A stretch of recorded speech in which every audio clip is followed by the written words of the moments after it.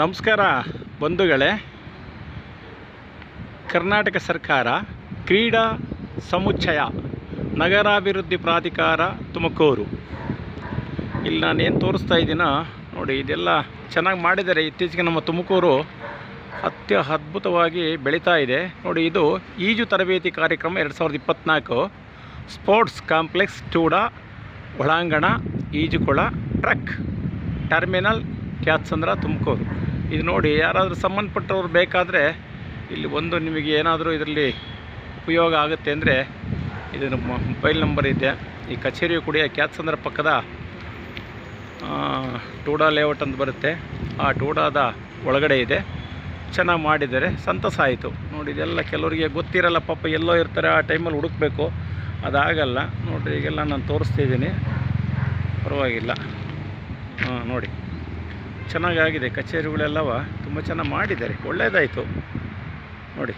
ಎಲ್ಲ ಒಳ್ಳೆಯ ವಾತಾವರಣ ಇದೆ, ಮರ ಗಿಡಗಳ ವಾತಾವರಣ ಇದೆಲ್ಲ ಹಿಂದೆಲ್ಲ ಭಾಳ ಇದ್ದಿತ್ತು ನೋಡಿ. ಇದೆಲ್ಲ ಬಿಲ್ಡಿಂಗ್ ಎಲ್ಲ ಪೂರ್ತಿ ಎಲ್ಲ ಮಾಡಿದ್ದಾರೆ, ಚೆನ್ನಾಗಿ ಮಾಡಿದ್ದಾರಪ್ಪ. ನೋಡಿ, ಸ್ವಿಮ್ಮಿಂಗ್ ಪೂಲ್ ಓಪನ್ ಎಲ್ಲ ಮಾಡಿದ್ದಾರೆ. ಯಾರಾದರೂ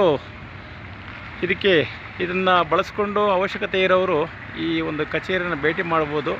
ಇಲ್ಲಿ ನಂಬರು ಕೂಡ ಇದೆ, ಆ ನಂಬರ್ನ ಸಂಪರ್ಕ ಮಾಡ್ಬೋದು. ಒಳ್ಳೆಯದಾಗಲಿ. ಏಕೆಂದರೆ ನಾವು ಹೆಂಗೋ ನಮ್ಮ ಜನರು ಕೂಡ ಹಂಗೆ ಇರಬೇಕು, ಎಲ್ಲ ಒಟ್ಟಿಗೆ ಇರಬೇಕು, ಒಟ್ಟಿಗೆ ಬಾಳಬೇಕು, ಒಟ್ಟಿಗೆ ಬದುಕಬೇಕು.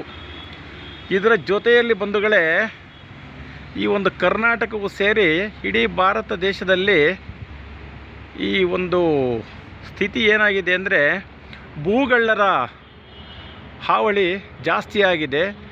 ಎಲ್ಲಿ ಏನು ಸಿಗುತ್ತೆ ಅದೇ ನಮ್ಮದು ಅನ್ನೋ ಥರ ರಿಜಿಸ್ಟರ್ ಮಾಡಿಕೊಂಡು ಅವರು ಬಳಸ್ಕೊಳ್ಳೋ ಸ್ಥಿತಿಯಲ್ಲಿ ತಂದು ಒಡ್ಬಿಟ್ಟಿದ್ದಾರೆ. ಆದ್ದರಿಂದ ತಮ್ಮ ಆಸ್ತಿಪಾಸ್ತಿಗಳೇನಾದರೂ ಇದ್ದರೆ ವರ್ಷಕ್ಕೊಂದು 2 ಸರಿ ಆದರೂ ಕಾನೂನಾತ್ಮಕವಾಗಿ ನೀವು ಅದನ್ನು ಪರಿಶೀಲನೆ ಮಾಡ್ಕೊಳ್ಳಿ. ಉದಾಹರಣೆ, EC ನೋಡ್ಕೋಬೇಕು, EC ಜೊತೆಯಲ್ಲಿ ನಿಮ್ಮ ಒಂದು ಪಾಣಿ ತೆಗೆಸ್ಬೇಕು.